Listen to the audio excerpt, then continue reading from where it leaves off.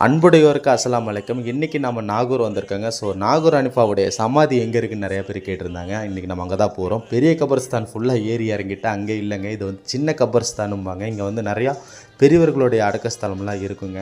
So அங்கே தான் வந்து நாகூர் ஹனீஃபாவுடைய அடக்கஸ்தலத்தையும் நான் பார்த்தேன். இங்கே பார்த்தீங்கன்னா தெரியும், ரொம்ப சிம்பிளாக 4 பக்கமும் கல் வச்சு 2 சைடு கல்வெட்டு வச்சுருக்கிறாங்க. இந்த கல்வெட்டை வந்து படித்து பார்த்தோம்னா தெரியும். இங்கே பார்த்தீங்கன்னா தெரியும், இசை முரசு அல்ஹாஜ் நாகூர் இஎம் ஹனீஃபா எக்ஸ் எம்எல்சியாக இருந்திருக்காரு. மாஷா அல்லாஹ். தோற்றம் வந்து பார்த்திங்கன்னா 25/12/1925ங்க. மறைவு வந்து 8/4/2015.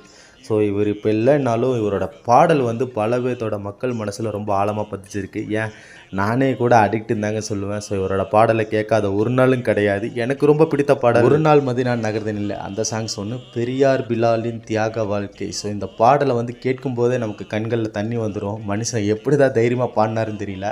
இந்த சைடு கல்வெட்டில் பார்த்தீங்கன்னா, இறைவனிடம் கையேந்துங்கள் இசைமுரசு அல்ஹாஜ் நாகூர் ஹனீஃபா அப்படின்னு எழுதியிருக்கோம். இதை பார்த்தீங்கன்னா நீங்கள் கண்டிப்பாக வந்து பார்த்துக்கலாம், பார்த்து ஜியாரத்து பண்ணலாம். அல்லாஹ் ரசூலை பற்றி பாடிய ஒரு மாமனிதர்னு கூட சொல்லுவாங்க. ஸோ இவருடைய பாடலில் வந்து இஸ்லாமியர்களுடைய நிகழ்வு காலத்தை வந்து ரொம்ப அருமையாக பாடியிருப்பார். அதாவது வரலாறுகளை அது வந்து கேட்குறக்கே ரொம்ப நல்லாயிருக்கும். அது இஸ்லாமிய நண்பர்கள் மட்டும் இல்லை, அனைத்து சமுதாயத்தினர் மக்களும் வந்து இவருடைய பாடலை விரும்பி கேட்பாங்க. ஸோ அப்படி தான் நானும் ஒருத்தன். அஸ்ஸலாமு அலைக்கும்.